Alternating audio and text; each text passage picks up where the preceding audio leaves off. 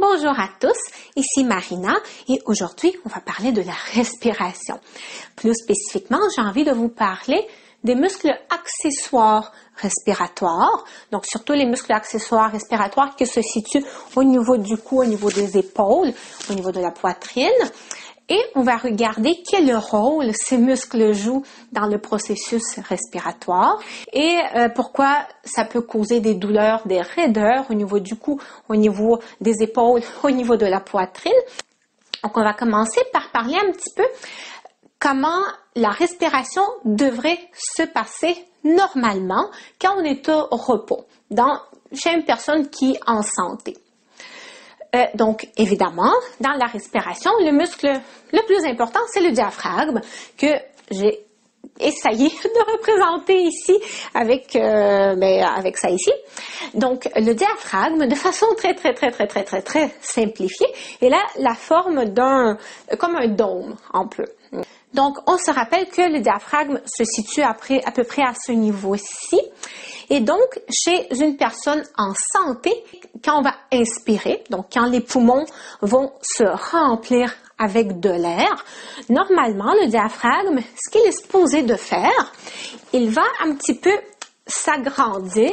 Là, avec le matériel que j'ai ici, c'est un peu difficile de faire une belle démonstration, mais le diamètre du diaphragme va s'agrandir et logiquement, en même temps, le dôme du diaphragme va un peu descendre. Donc, le toit va un peu descendre. Le diaphragme ne pourrait pas faire cette action si au niveau de notre ventre, au niveau de nos côtes, il n'y avait pas une augmentation du volume. Donc, une fois de plus, très logiquement, nos côtes vont s'ouvrir autant un petit peu sur les côtés qu'un peu vers l'avant.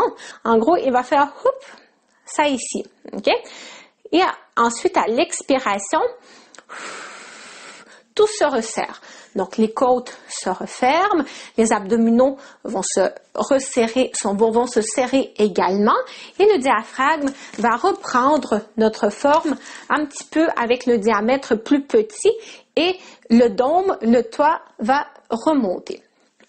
Donc, en gros, c'est ça qui se passe quand on a une respiration appropriée, adaptée. Donc, maintenant, on va parler un petit peu des muscles respiratoires accessoires. On va parler surtout des 3 muscles, même s'il y en a d'autres, les principaux, ça va être le muscle qui a un nom qui fait très peur, le sternoclédomastoïdien. Donc, c'est le muscle, lui, ici, le muscle qu'on voit très bien. Donc, il y en a des deux côtés. OK? Donc, c'est les muscles qui sont très facilement palpables. On a le trapèze supérieur, qui est un muscle respiratoire accessoire. Donc, le trapèze, également, le muscle très facilement palpable, ici, entre le cou et l'épaule. Donc, on en a de chaque côté, évidemment. Et on a aussi le muscle scalène. Donc, il y en a plusieurs. C'est comme un groupe musculaire. Donc, ce sont les muscles qui se situent au niveau du cou, mais un peu plus en profondeur. Donc, ils sont un peu plus difficilement palpables. OK. Donc, dans quelle situation ces muscles respiratoires accessoires seront impliqués dans le processus respiratoire? Mais déjà, de 1, quand on va faire un exercice physique très intense, on aura besoin de plus d'air dans nos poumons. Donc, en plus du gonflement qui va se produire au niveau de notre ventre, au niveau de nos côtes, tous les muscles ici au niveau du cou vont contribuer à ouvrir un petit peu plus notre poitrine pour avoir plus d'air. OK? Et donc, ça, c'est quelque chose qui est normal. Également, quand on fait quelque chose de très forçant, mais pas nécessairement une activité cardiovasculaire, mais par exemple quand on va soulever un poids très lourd, ou quand on fait un exercice comme la planche, par exemple. Donc, un exercice qui va plus nous faire forcer, un exercice qui va nécessiter plus de stabilisation au niveau de notre tronc. En effet, le diaphragme joue aussi le rôle de muscle postural, un peu comme nos abdominaux. Parce que le diaphragme, il a 2 rôles. Il nous aide à la respiration, puis il nous aide aussi à stabiliser notre tronc, de faire en sorte que on s'écrase pas, on tombe pas. Donc, dans une situation où on a besoin de beaucoup de force pour maintenir notre tronc droit, le diaphragme va être impliqué aussi. Il va faire le rôle un peu d'un muscle postural comme nos abdominaux, comme je l'ai déjà mentionné. Et donc, quand le diaphragme va accomplir son rôle de muscle postural, il va un petit peu moins bien faire son travail du muscle respiratoire. Donc, pour compenser le fait que le diaphragme n'arrive pas à descendre aussi bas, mais on va compenser avec le haut de notre corps, avec la poitrine. Également, quand on est stressé, les muscles accessoires respiratoires seront aussi plus impliqués dans la respiration.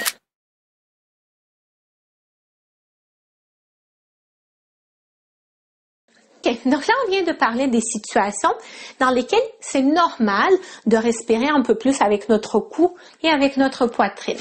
Mais dans une situation normale, quand on est au repos, c'est-à-dire quand même un bon pourcentage de notre journée, il ne devrait pas se produire de mouvement au niveau de notre poitrine et au niveau de notre cou quand on respire. Tout le mouvement devrait se faire ici. OK? Donc ça, c'est très important. On va faire un petit test. Donc, vous allez mettre votre main sur la poitrine, ici, et l'autre main sur votre ventre. Et donc, normalement, vous devrez être capable, sans trop de difficulté, de respirer uniquement avec votre ventre, sans qu'il y ait du mouvement au niveau de votre poitrine. Donc, pour moi, personnellement, ça a été un gros défi. Ça fait moins 2 ans que je travaille sur ma respiration ventrale. Pendant des années. J'avais une respiration très concentrée au niveau de mon cou, au niveau de ma poitrine. Et c'est quelque chose qui a fini par causer beaucoup d'inconfort au niveau de mon cou. Si vous n'avez pas trop de difficultés à respirer uniquement avec votre ventre, c'est quand même un bon signe, OK? Mais selon les données que j'ai consultées dernièrement, il y aurait à peu près 8 à 10% de la population qui présente une respiration qui est trop concentrée au niveau du cou et au niveau de la poitrine. Donc, ça fait quand même une personne sur 10 qui vont trop compenser avec tous ces muscles-là, OK? Et ça, comme je l'ai déjà mentionné à la longue, ça peut amener beaucoup d'inconfort dans cette région-là. Okay, donc on va regarder rapidement quelques facteurs de risque pour développer cette mauvaise respiration accessoire. Donc, la respiration par la bouche, okay, c'est quelque chose qui peut favoriser surutilisation des muscles accessoires respiratoires. Donc, c'est mieux de respirer par le nez. Ça va faciliter la respiration plus abdominale. Donc, on a le stress, évidemment. Le stress, l'hyperventilation quand on est trop anxieux. Par ailleurs, j'ai dit que dans la population en général, la respiration, cette mauvaise respiration est présente chez à peu près 10% des personnes. Mais chez les personnes anxieuses, ce pourcentage est de 80%. Donc, quand on contracte trop les abdominaux, ok? Donc, par exemple, quand on va avoir tendance à trop travailler nos abdominaux à la recherche d'un ventre plat, on va tout le temps vouloir contracter, rentrer notre ventre pour pas qu'il sorte. Ou peut-être si on porte aussi quelque chose, des ceintures trop serrées, des jeans trop serrés. Donc, tous ces facteurs-là qui vont faire en sorte qu'on ne sera pas en mesure de gonfler et relâcher notre ventre durant l'inspiration. Ça peut également favoriser la surutilisation de notre cou durant la respiration. Donc maintenant, quelques mots sur qu'est-ce qu'on peut faire quand on a développé cette mauvaise habitude respiratoire. Mais je vais quand même faire une petite mise en garde, ok? Parce que la respiration, c'est quand même quelque chose de très vital. OK? C'est quelque chose de très important pour le fonctionnement de notre corps en général. Et si ça fait très longtemps que vous respirez de la mauvaise façon, Donc, si vous avez pris cette habitude de hyperventiler, parce qu'en fait, c'est ça, cette respiration accessoire avec le cou, ça amène à une hyperventilation. Et quand on hyperventile, ça fait en sorte que on expire trop de CO2. Donc, au final, dans notre système, il n'a pas assez de CO2. Contrairement à ce qu'on pourrait penser, on pourrait penser que normalement on aurait envie de se débarrasser du CO2 puis on voudrait plus d'oxygène, de O2, mais en fin du compte, le manque de CO2 dans notre système peut également amener des problèmes importants. Et donc, je voulais dire que quand ça fait des années qu'on hyperventile, qu'on manque de CO2, ben notre corps s'adapte. Ça peut modifier un petit peu aussi le pH de notre corps. Bref, il y a beaucoup de processus qui se produisent dans notre corps pour s'adapter à cette respiration qui n'est pas nécessairement très adaptée pour notre corps. Parfois, quand on veut réapprendre à respirer, ça peut nous mener à des crises de panique. Okay?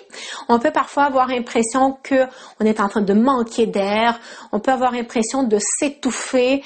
C'est à cause de tous ces changements qui ont été induits dans notre corps après des années d'une mauvaise respiration. Donc, il faut faire attention. C'est sûr que c'est toujours préférable de consulter un professionnel de la santé, évidemment, comme d'habitude. Mais pour remédier un peu à cette respiration accessoire, c'est sûr qu'il faudrait tranquillement réapprendre à relâcher notre ventre quand on inspire. Il faudra réapprendre à ouvrir nos côtes. Il faudra réapprendre à arrêter de trop utiliser aussi notre poitrine et notre cou quand on inspire. Donc, je vous suggère de pratiquer vraiment la respiration ventrale. Donc, vous placez sur la poitrine, l'autre main sur votre ventre. Et c'est ça, on se pratique à inspirer uniquement en gonflant le ventre. Ce qu'on peut faire aussi, c'est placer nos mains au niveau des côtes, ici comme ça. Et vraiment sur l'inspire, essayez de ouvrir les côtes sur les côtés, surtout les côtes basses. Hein? Les côtes basses, on veut qu'elles fassent ça ici. On veut que les côtes s'ouvrent. Parfois, on peut même aussi mettre les mains un petit peu plus dans le dos parce que ce mouvement-là, ce mouvement de gonflement, on devrait le ressentir aussi au niveau du dos. Donc, sur l'inspire, on gonfle, sur l'expire, on dégonfle. C'est sûr que le processus de rééducation respiratoire, c'est quelque chose qui est compliqué. Normalement, idéalement, on devrait aussi tenir compte de notre posture. Par exemple, si vous avez une tendance à une hyperlordose, donc hyperlordose, quand on a trop la courbure du bas du dos qui est comme trop prononcée, avec le bassin qui est trop en bascule antérieure, ça c'est quelque chose qui peut affecter la respiration. L'inverse aussi. Quand on a comme pas de fesses, puis quand notre bas du dos est plat, au contraire, quand la courbe du bas du dos est pas suffisante, ou par exemple quand on a les épaules roulées vers l'avant, quand on a ce genre de posture-là, ça aussi, ça peut avoir un impact sur la respiration. Donc, idéalement, dans un bon processus de rééducation respiratoire, on devrait tenir compte de tous ces éléments-là, puis les intégrer aussi quand on va pratiquer notre respiration ventrale. Idéalement, on va corriger nos défauts posturaux pendant qu'on va travailler la respiration. Donc, en fin du compte, pour revenir aux muscles respiratoires accessoires, si vous allez vous pratiquer à respirer avec le ventre, bien forcément, vous n'allez plus surutiliser les muscles du cou, les muscles de la poitrine. Donc, ces muscles-là, avec le temps, devront finir par se relâcher. OK? Et vous devrez ressentir moins d'inconfort dans cette région-là, à force de pratiquer votre respiration abdominale. Donc, voilà, ça va compléter la vidéo d'aujourd'hui. Donc, une fois de plus, faites attention avec la respiration. Comme je l'ai déjà mentionné, c'est quelque chose de très délicat, la respiration. C'est sûr, on peut dire beaucoup de choses ici sur ce sujet. Je vais certainement faire plus de vidéos, donc abonnez-vous à ma chaîne pour ne rien manquer. Et c'est ça, donc si jamais vous n'êtes pas certain de ce que vous êtes en train de faire, ben, faites pas n'importe quoi avec la respiration, ok? Et consultez un professionnel de la santé qualifié qui vous accompagnera dans ces démarches. Bonne journée à tous!